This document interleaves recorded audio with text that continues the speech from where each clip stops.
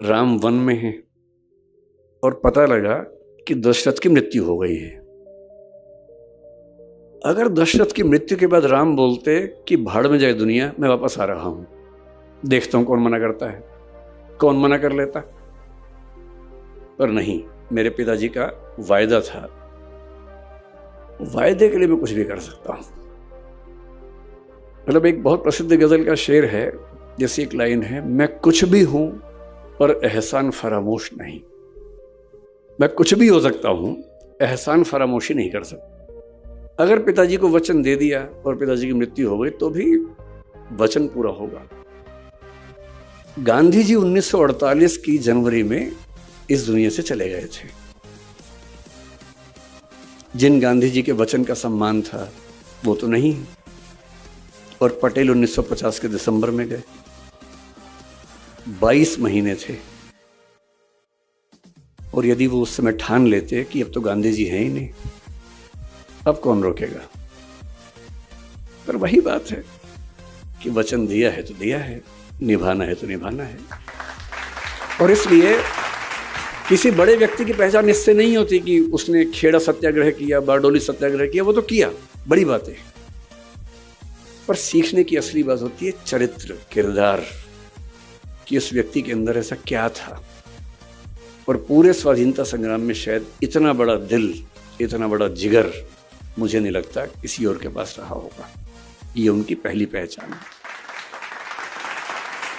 दूसरी बात, नेता बनना हमें लगता बहुत आसान काम है।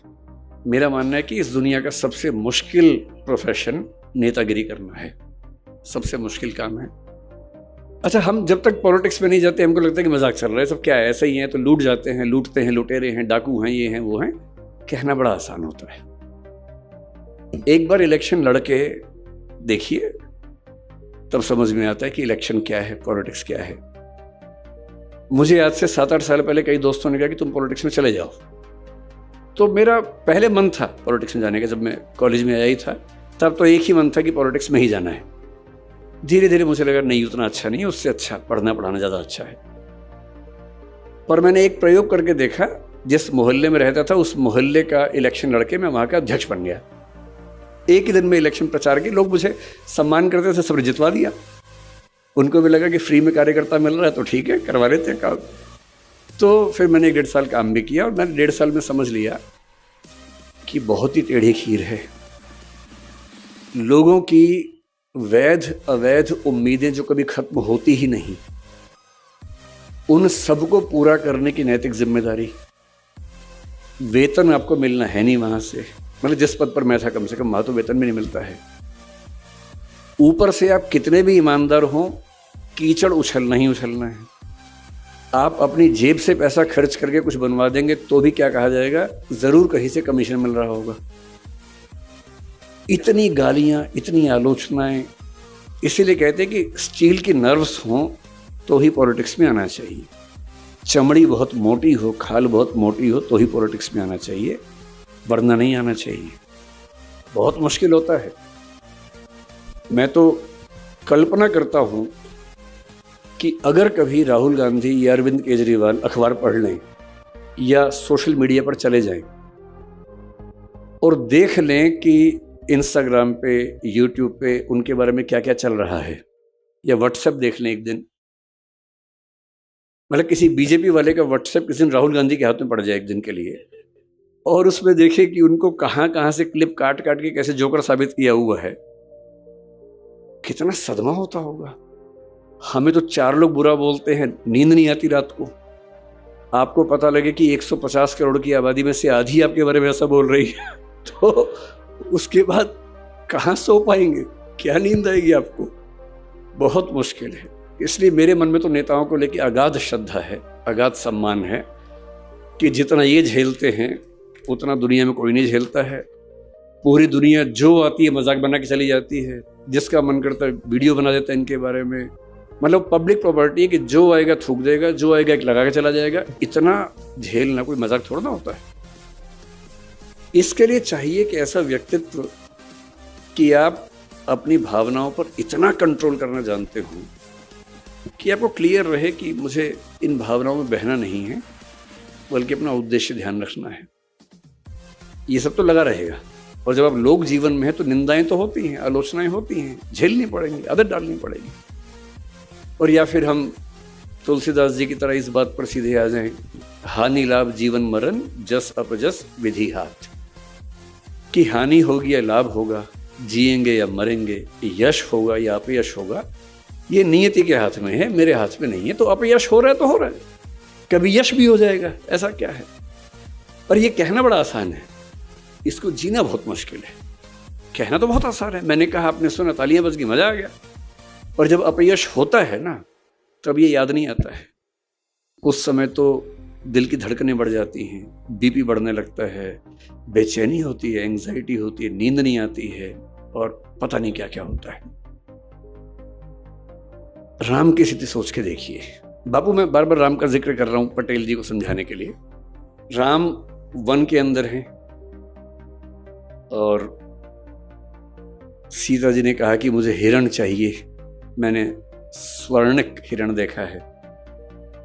वो उस समय शायद नहीं समझ पाए कि ये एक जाल है।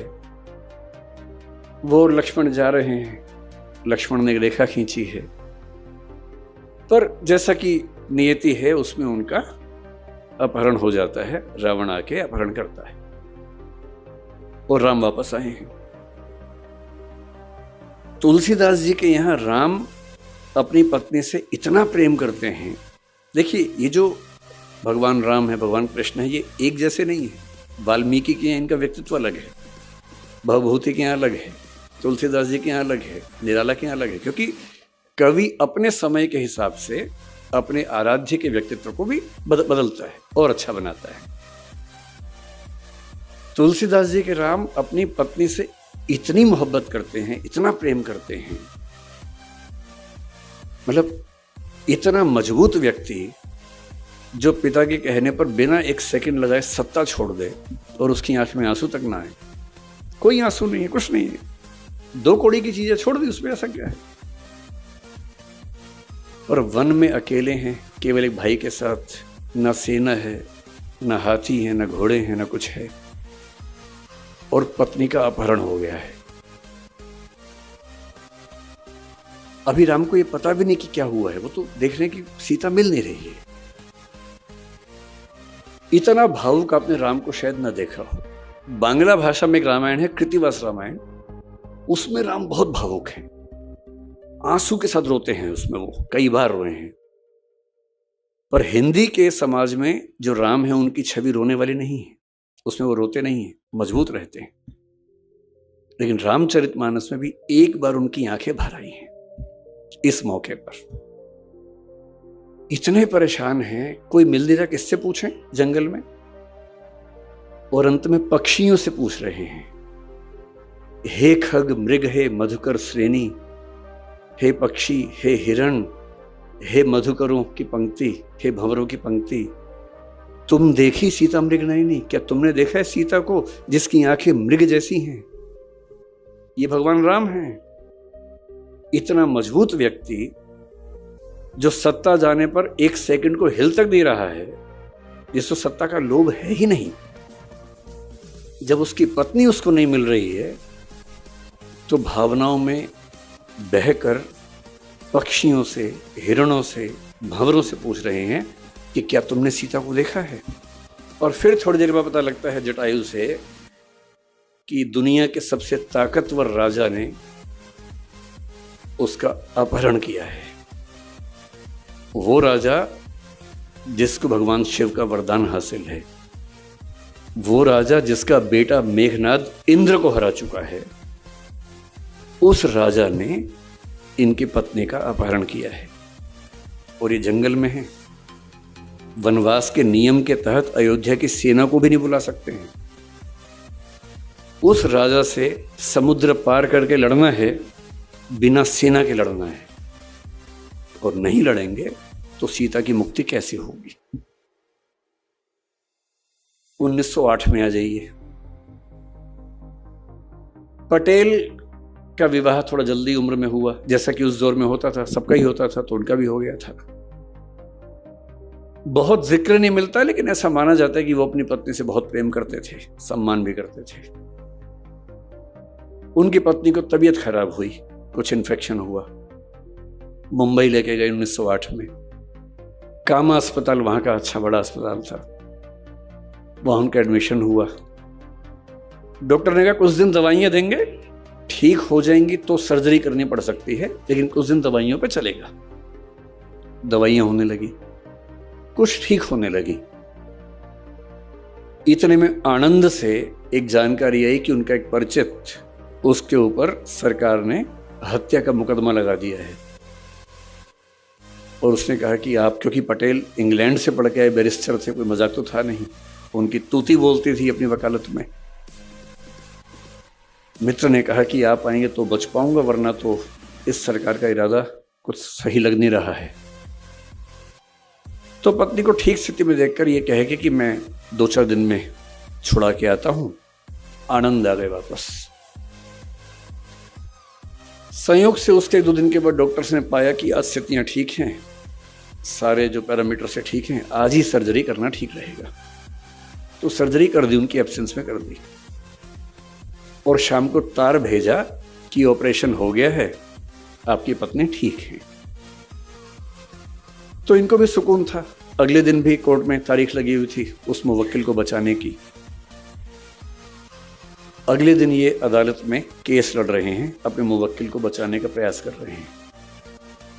और ठीक उस समय उनकी पत्नी की तबीयत अचानक बिगड़ी और देहांत हो गया, मृत्यु हो गई। 33-34 की उम्र थी उस समय सरदार पटेल की। उतनी सी उम्र में उनकी पत्नी की मृत्यु हो गई। वहां से तार हुआ, तार पहुंचा और ये अदालत में केस लड़ ही रहे हैं। और एक परिचित ने आके उनके हाथ में तार थमा दिया।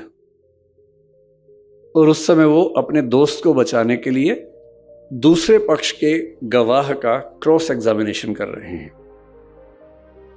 तार पढ़ा, तार में लिखा है कि आपकी पत्नी की मृत्यु हो गई है। लगभग वही स्थिति है।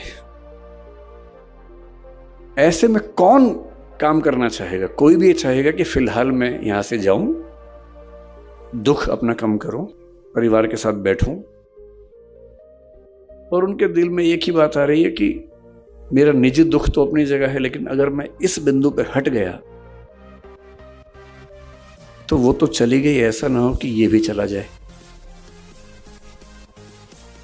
और 1-2 मिनट का अंतराल, मन ही मन में अपने आप से बातचीत, तार को मोड़ के जेब में रखा, जिरह की, दोस्त को बचाया। और कार्यवाही खत्म होने के बाद दोस्त ने पूछा क्या तार आया था। और तब पहली बार किसी को पता लगा कि इतनी बड़ी बात हो गई है। यूं मुझे लगता है कि पत्नी की मृत्यु पर इतना कोई कैसे निष्ठुर हो सकता है, लेकिन जब बड़ा उद्देश्य सामने हो तो हमें शायद ये हक भी नहीं होता कि हम निजी दुखों को किसी दूसरे के भावी संकट की तुलना में तरजीह दें, ज़्यादा महत्व दें। जिसमें अपनी भावनाओं पर इतना नियंत्रण करने की सामर्थ्य होती है, सच्चा नेता वही होता है। ये हर किसी के बस की बात नहीं है, बहुत ताकत चाहिए ऐसा होने के लिए। अब ऐसे व्यक्तित्व से जुड़ा व्यक्ति जब स्वाधीनता संग्राम में उतरेगा तो सीधी सी बात है, वो छोटे कद का तो नहीं होगा।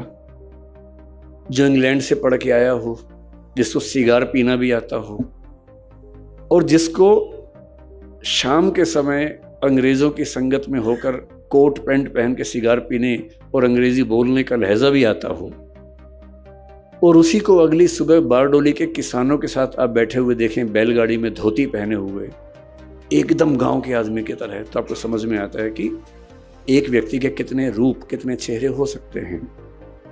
जो सिगरेट पीने का आदी हो किंतु जेल में जाए और जेल का जेलर, अंग्रेज जेलर कहे कि मैं आपके लिए सिगरेट की व्यवस्था कर दूंगा, और वो कहे आपसे सिगरेट लेने से बेहतर है आज के बाद ना ही पीऊं और जिंदगी भर ना पिए उसके बाद।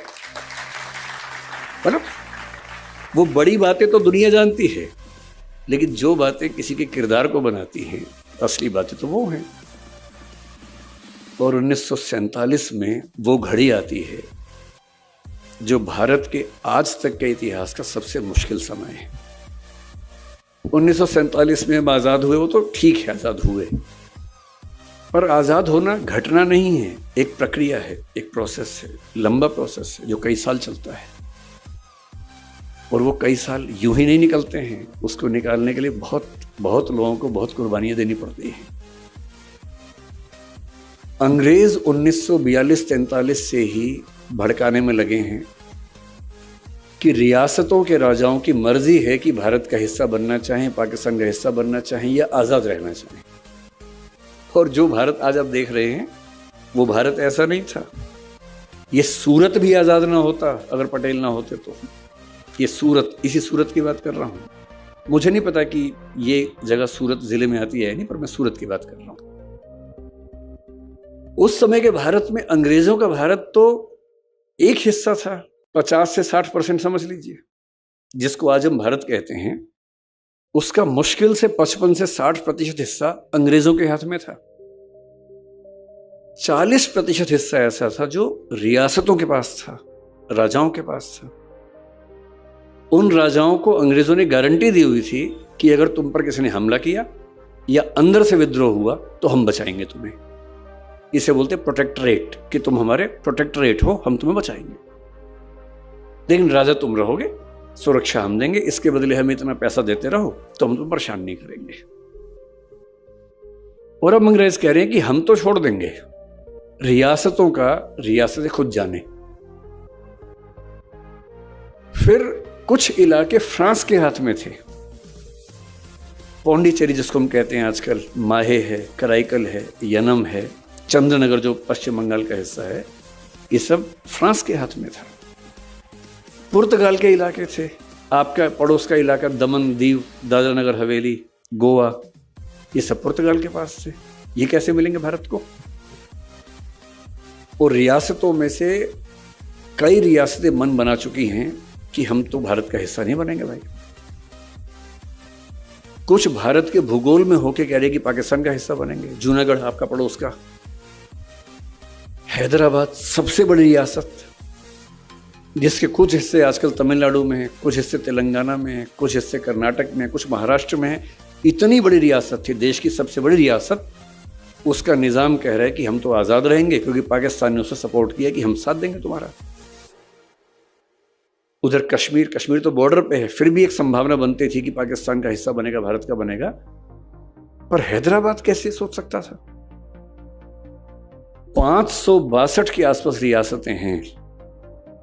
उधर केरल में त्रावणकोर की रियासत, कोचीन की रियासत, अलग अलग, वो आज़ाद होने के मूड में है क्योंकि अंग्रेज कह रहे कि तुम्हारे पास न्यूक्लियर मटेरियल है तुम्हारी ज़मीन के नीचे, हम तुम्हें सपोर्ट करेंगे।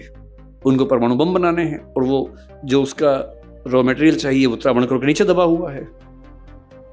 इधर राजा को शौक चढ़ गया कि हम तो अलग रहेंगे। जितने राजा उतने शौक। उन सबको मनाना है।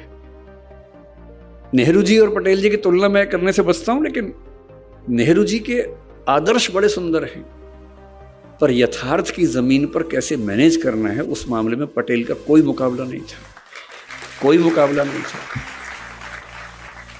और महात्मा गांधी ने खुद कहा है कि ये काम इस देश में एक ही इंसान कर सकता था और वो थे सरदार वल्लभ भाई पटेल, कोई और कर नहीं सकता था। और इसलिए 1947 में एक मंत्रालय बनाया गया जिसको स्टेट, मतलब रियासती मंत्रालय हिंदी में बोल देते हैं। वो एक एडिशनल मिनिस्ट्री दी गई पटेल को। वीपी मेनन उसके सचिव बने, सेक्रेटरी बने। और इनका काम क्या था? भारत को एक करना है। जो 19वीं सेंचुरी में इटली में मैजनी, गैरिबाल्डी और कैवूर ने किया था, जो 19वीं सेंचुरी के अंतिम हिस्से में बिस्मार्क ने जर्मनी में किया, जर्मन भाषी लोगों को थोड़ा डेनमार्क से लिया, थोड़ा अलग से लिया, थोड़ा प्रशा से बात करके लिया और किसी तरह से जर्मनी को बना दिया जर्मनी। ठीक वैसा ही जो 1776 के आसपास जॉर्ज वॉशिंगटन ने अमेरिका के 13 राज्यों को मिलाकर अमेरिका बनाया था। और जब 1861 में अमेरिका के 7 राज्यों ने छोड़ के नया देश बना लिया और अब्राहम लिंकन ने युद्ध लड़के उन 7 राज्यों को वापस अमेरिका का हिस्सा बना के अमेरिका को एक रखने की हिम्मत दिखाई थी। अब भारत के सामने कुछ कुछ वैसी ही ऐतिहासिक चुनौती थी कि ये देश एक बन पाएगा या नहीं बन पाएगा। मैं कल्पना करता हूं कि अगर पटेल ना होते उस समय और मुझे दिल्ली से यहां आना होता तो वीजा लेके आना पड़ता, सूरत का वीजा। और यदि कार से आता तो बीच में 5 वीजा और लगवाने पड़ते। भोपाल का अलग वीजा लगता, सूरत का अलग वीजा लगता, हैदराबाद जाऊं तो वहां का वीजा अलग। इन सब देशों के पास अपनी अपनी सेनाएं होती, पुलिस नहीं सेनाएं, सबकी अपनी अपनी करेंसी होती। और युद्ध भारत पाकिस्तान में नहीं होता, भारत और भोपाल में हो रहा होता। भारत और हैदराबाद में युद्ध हो गया और सूरत भारत के साथ है, ऐसी खबरें सुन रहे होते हम लोग। मेरे पास भारत का पासपोर्ट होता, आपके पास सूरत का पासपोर्ट होता। अगर वो नौबत नहीं आई है और आप कश्मीर से कन्याकुमारी बेधड़क घूम सकते हैं, तो इसके लिए जो प्रैक्टिकल विजडम थी ना कि कैसे मनाना है, प्यार से मनाना है, चाबुक भी रखना है साथ में, लेकिन मनाना प्यार से है। अलग अलग राजा को अलग अलग प्रपोजल देके, प्रलोभन देके, डॉक्यूमेंट अलग अलग बना के जोड़ना है। बड़े राजाओं को ये ना लगे कि छोटे राजा के बराबर कैसे मान लिया हमें, तो उनको संविधान में प्रमुख पद राज्य प्रमुख का अलग से बना के देना है, वो सब करना है। और 562 में से 559 में केवल बातचीत से कोई समाधान कर ले, इसको 99.9% रिजल्ट कहते हैं। 562 में 559 को बिना एक भी लाठी मारे समझा देना कि भारत का हिस्सा बन जाओ, और बाकी 3 में से 2 को पता भी ना चले क्या हुआ। जूनागढ़ और हैदराबाद आज तक परेशान हैं। हैदराबाद में क्या हुआ, 1 साल के स्टैंड स्टिल एग्रीमेंट के बाद जब पटेल समझ गए कि मामला नहीं सुलझेगा, कहते हैं कि नेहरू जी की भी सहमति लिए बिना, आमतौर पर उनमें सहमति रहती थी हर मामले में, इस मामले में कहते हैं कि थोड़ी तकरार हुई। तकरारें होती थी, होनी भी चाहिए भाई। 2 लोग एकदम एक से सोचेंगे तो फिर 2 क्यों हैं, एक ही काफी है। 2 पॉइंट ऑफ व्यू हैं तभी तो 2 लोग हैं। 2 लोग कमरे के अंदर झगड़ा करें, फिर एक बिंदु पर आए, बाहर निकल के वही काम करें। यही होता है इलेक्शन, और यही होती है मंत्रिमंडल की नीति। और सेना को घुसा दिया हैदराबाद के अंदर। 3 दिन का काम था, काम खत्म हुआ। और जब तक सिक्योरिटी काउंसिल में पहुंचे नवाब साहब, निजाम साहब, तो पटेल ने कहा नहीं सेना नहीं गई थी, पुलिस गई थी, पुलिस एक्शन था भाई। और तब तक हैदराबाद भारत का हिस्सा हो चुका था कि जहां बातचीत से काम नहीं बनेगा वहां लाठी का इस्तेमाल भी करेंगे। लेकिन देश को एक करने का उद्देश्य छोटी मोटी नीतियों से कि हिंसा अहिंसा, ये सेकेंडरी बात है। पहली बात है कि देश एक है तो हम हैं, वरना तो सब बेमानी बातें हैं। जिस लक्षद्वीप में प्रधानमंत्री कुछ दिन पहले गए और जिसको लेके मालदीव्स बहुत परेशान हो गया, आपको आश्चर्य होगा कि वो आज भारत में क्यों है। इसकी अकेली वजह है कि सरदार पटेल को ध्यान आ गया कि पाकिस्तान की नीयत खराब हो सकती है। उस समय तो लक्षद्वीप, क्योंकि वहां ट्राइबल लोग रहते हैं, उनको न भारत पता था न पाकिस्तान पता था। बस ये था कि वो जिस लोकेशन पे है, उस लोकेशन पे अगर पाकिस्तान होता तो भारत के लिए खतरा हमेशा बन जाता। और उसके पास तर्क था कि भाई लक्षद्वीप के 90% से ऊपर लोग, बल्कि 99 के आसपास मुसलमान लोग हैं, तो हमारा होना चाहिए। सरदार पटेल ने भांप लिया कि इनके दिमाग में क्या चल रहा होगा। तुरंत नौसेना को आदेश दिया कि जाके कब्जा करो। सेना गई, तिरंगा झंडा गाड़ा और दूर देखा पाकिस्तान के जहाज आ रहे थे, पर तिरंगा देख के लौट गए। लक्षद्वीप भारत में सिर्फ इसलिए है कि सरदार पटेल को समय रहते ध्यान आ गया था और आदेश देके सेना को भेज दिया था। और जब देश आज़ाद हुआ, उनका अंतिम कंट्रीब्यूशन, क्योंकि जब मुझे आमंत्रित किया गया तो मन संचालक करण नाम आपका है ना, करण जी ने कहा कि सिविल सेवाओं में सरदार पटेल की बहुत बड़ी भूमिका है और आज एक सिविल सेवक खुद आए हैं तो उस पर बात होनी चाहिए।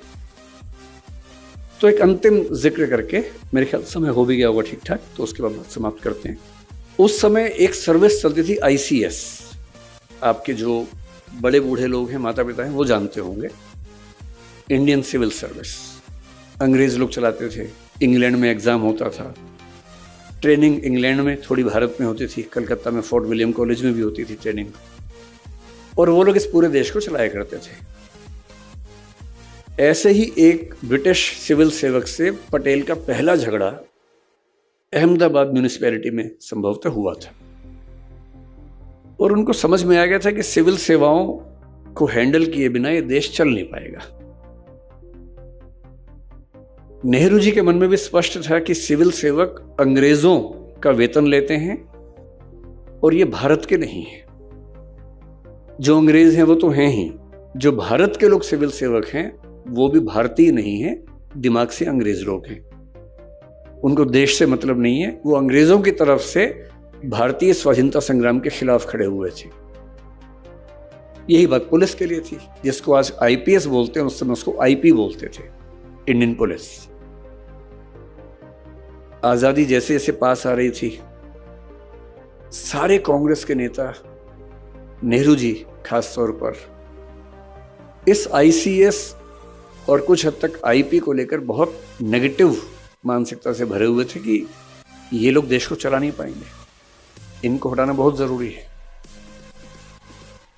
शुरू में पटेल भी ऐसा सोचते थे, विशेष रूप से गोरे सिविल सेवकों को लेकर जो विदेश से आए थे। पर मैंने कहा ना कि पटेल के अंदर एक खास बुद्धि थी जो यथार्थ समस्याओं का यथार्थ समाधान ढूंढ पाती थी। हवाई बात करना बहुत आसान होता है, लेकिन प्रैक्टिकल सिचुएशन में जाके चीज को हैंडल करना, समाधान करना, उसके लिए अलग स्किल्स चाहिए होती। पटेल होम मिनिस्टर थे, देश संभालना उनको था, पाकिस्तान बनने का फैसला हो गया था, बहुत सारे मुसलमान यहां से पाकिस्तान जा रहे हैं, बहुत सारे हिंदू पाकिस्तान से भारत आ रहे हैं। ये वेस्ट पाकिस्तान में भी हो रहा है, ईस्ट पाकिस्तान में भी हो रहा है, ईस्ट पाकिस्तान जिसको बांग्लादेश कहते हैं उसमें भी हो रहा है। और बार बार उस समय तो खबरें जानने का बहुत कम साधन थे, और ऐसी अफवाहें बार बार उड़ रही हैं कि यहाँ इतने मुसलमान मार दिए गए, यहाँ इतने हिंदू मार दिए गए, और एक अफवाह उड़ते ही दंगा शुरू होता था, हजारों लोग मर जाते थे क्योंकि अफवाह उड़ गई है। उन अफवाहों के बीच में देश के हर नागरिक को सुरक्षित रखना, भारत के मुसलमानों को, सिखों को, यहूदियों को, पारसियों को, जैनों को ये विश्वास दिलाना कि आप भारत में सुरक्षित हैं, ये होम मिनिस्टर की जिम्मेदारी है। और होम मिनिस्टर ये कैसे करेगा? जब तक उसके पास ऐसे प्रशासक ना हो जिनको एक जिला संभालना आता हो, एक राज्य संभालना आता हो, जिन्होंने पिछले 20-30 साल तक यही काम किया हो। 40% के आसपास सिविल सेवक उस समय जा चुके हैं वापस इंग्लैंड, आधे सिविल सेवक बचे हुए हैं। जो एक जिला संभाल सकता है वो 3-3 जिलों का इलाका संभाल रहा है, और ऊपर से रोज कांग्रेस की गालियां खा रहा है कि ये देशद्रोही लोग हैं। और पटेल साफ साफ देख रहे हैं कि अगर ये लोग हट गए, उन्होंने कहा कांग्रेस के लोगों से कि अगर आपको लगता है कि कांग्रेस से स्वयं सेवक जिले चला लेंगे तो चलवा के देख लीजिए, एक तो चलवा के देखिए पहले। ये मजाक नहीं है प्रशासन चलाना। जिनको 20-30 साल का अनुभव है वो नहीं संभाल पा रहे हैं, और आप चलवाएंगे इन स्वयं सेवकों से। संविधान सभा की बैठक चल रही है, all India services IAS IPS पर बात चल रही है। 9 सर्विसेज में से 7 को हटाने की सहमति बन चुकी है। ऑल इंडिया सर्विस का मतलब ये होता है वो सर्विस जो केंद्र सिलेक्शन करता है और राज्यों में लोग काम करते हैं। जो बात पटेल ने कही थी, मैं भी आपसे कह रहा हूं, पाकिस्तान एक देश नहीं बचा है, वो पाकिस्तान है और बांग्लादेश है। कुछ भरोसा नहीं कि बलूचिस्तान भी हो जाए। युगोस्लाविया के 6 देश बन चुके हैं, चेकोस्लोवाकिया के 2 टुकड़े हो चुके हैं, यूएसएसआर के 15 हिस्से हो चुके हैं, और ये सब कुछ पिछले 50 से 100 साल में हुआ है। भारत एक ही है अब तक। जो सिक्किम भारत में नहीं था वो सिक्किम भारत में आ गया है। उसमें इंदिरा गांधी की बड़ी भूमिका थी, उनका सम्मान करना चाहिए हमें। नागालैंड आजादी के समय से ही भारत से अलग होने का प्रयास कर रहा था, नाराज था, आज तक भारत में बना हुआ है। मेघालय में, मिजोरम में बहुत विवाद हुए पर भारत में है। केरल, तमिलनाडु में भी कभी कभी छोटे मोटे विवाद हुए पर भारत में ही हैं। और इन सब के भारत में होने के पीछे ना कोई नारा काम करता है, ना बड़ी बड़ी बातें काम आती हैं। जो चीज़ सबसे ज़्यादा काम आती है वो है all India services, IAS, IPS, और बाद में एक IFS बनी जिसको हम फॉरेस्ट सर्विस, वन सेवा कहते हैं। क्यों? क्योंकि आपको central service, state service, all India service का अंतर शायद ना पता हो। सेंट्रल सर्विस केंद्र की सेवा है, केंद्र के काम, केंद्र के लोग केंद्र का ही काम करेंगे। राज्य की सेवा, स्टेट सर्विस, स्टेट की सर्विस है। राज्य सिलेक्शन करेगा, राज्य ट्रेनिंग देगा, राज्य नौकरी पर रहेगा, ट्रांसफर करेगा, पोस्टिंग करेगा, रिटायरमेंट होगी, पेंशन देगा, सब कुछ राज्य करेगा। राज्य चाहते थे कि केंद्र के लोग हम पे दखल ना दें। पटेल देख पा रहे थे कि अगर केंद्र का कंट्रोल नहीं हुआ तो ये राज्य भारत में रहेंगे ही नहीं, और उन्होंने दुनिया का सबसे अनूठा कॉन्सेप्ट दिया, ऑल इंडिया सर्विस, जो दुनिया के किसी और देश में नहीं, केवल भारत में है। और वो कॉन्सेप्ट क्या है? IAS और IPS। पहले 9 सर्विसेज थी, 7 तो चली गई, 2 बची। IAS और IPS सिलेक्शन केंद्र करेगा, ट्रेनिंग केंद्र करवाएगा, मसूरी और हैदराबाद में। उनकी पोस्टिंग राज्य में होगी। हर राज्य में 2/3 IAS और IPS अन्य राज्यों के होंगे, उस राज्य के नहीं होंगे। किसी भी राज्य में 1/3 से ज्यादा होम कार्डर के लोग नहीं हो सकते हैं, 2/3 बाहर के ही होंगे। और किसी भी राज्य के प्रशासन के सारे ऊंचे पद, डिस्ट्रिक्ट कलेक्टर या जिसको आप DC कहते होंगे, या जो भी नाम, या कलेक्टर चलता होगा, जो भी चलता होगा, कहीं DM बोलते हैं, कहीं कलेक्टर बोलते हैं, कहीं DC बोलते हैं। बात है कि जिले का हेड जो होता है, जिले का हेड, जिले का पुलिस का हेड SP, और उनसे ऊपर के प्रशासन और पुलिस के सारे पद केवल IAS और IPS के पास होते हैं, लगभग 90% से ऊपर। अगर भारत एक है तो इसलिए है कि चाहे नागालैंड हो, मैं किसी राज्य के बारे में गलत नहीं बोलना चाह रहा हूँ, सारे राज्य भारत के उतने ही हिस्से हैं जितने हम लोग हैं, पर जहाँ जहाँ आंदोलन हुए, मैं इसलिए कह रहा हूँ, चाहे जम्मू कश्मीर हो, चाहे नागालैंड हो, चाहे कोई भी राज्य हो, उस राज्य के प्रशासन के और पुलिस के सबसे ऊंचे पदों पर बैठे हुए हर 3 में से 2 अन्य राज्यों के लोग हैं। और उनके होते हुए उस राज्य के नेता बहक भी जाएं तो भी प्रशासन देश के हित में रहता है। और अगर इतनी गहरी सोच उस समय पटेल ना लाते, हालांकि ये सोच कुछ मात्रा में पहले से आ रही थी, अंग्रेज भी ला रहे थे, लेकिन संविधान सभा अड़ी हुई थी कि ICS को नहीं चलने देना है। ऑल इंडिया सर्विस को लेकर राज्य अड़े हुए थे कि हम केंद्र का नियंत्रण अपने ऊपर नहीं चाहते हैं। संविधान सभा में पटेल साहब के भाषण से पहले तक माहौल ये था कि नहीं चलेगा।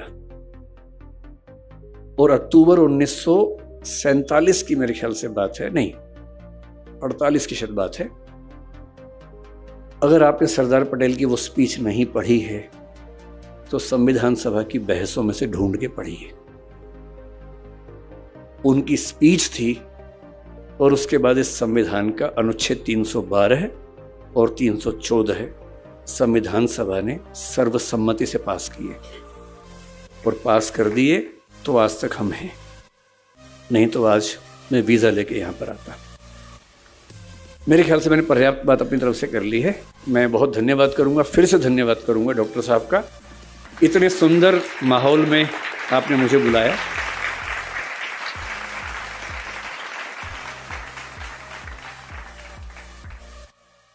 मेरे आने से आपको कितना लाभ हुआ मुझे नहीं पता, पर मेरे लिए ये दिन अपने जीवन के सबसे पवित्र दिनों में से एक है और मैं उसके लिए बहुत शुक्रगुजार हूँ। धन्यवाद।